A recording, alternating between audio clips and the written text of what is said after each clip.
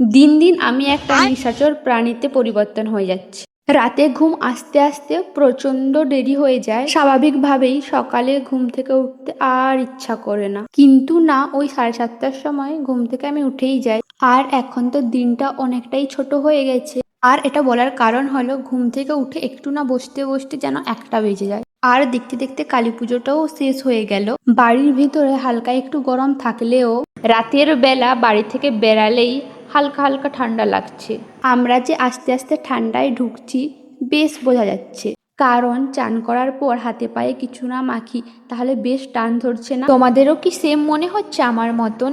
শখের বসে কিছু গাছ লাগিয়েছিলাম, ওই কিছুদিনই ভালো লাগলো, দেখাশোনা করলাম, তারপর আর দেখাশোনা করি না। আজ দেখছি যে গাছগুলো একদম শুকিয়ে গেছে, তাই একটু জল দিয়ে দিলাম। আর এখন তো 6টা বাজতে না বাজতেই সন্ধ্যা হয়ে যায়। আর কিছুদিন ধরে এই হরলিক্সটা আমি রোজ কন্টিনিউ খাচ্ছি, একটু মোটা হবার আশায়। জানি না মোটা হব কিনা। আর এইদিকে সন্ধ্যায় বেরিয়েছিলাম একটু ইমিটেশন জিনিস কিনতে, আর বিয়ে তো হাতে গোনা কিছুদিনই বাকি।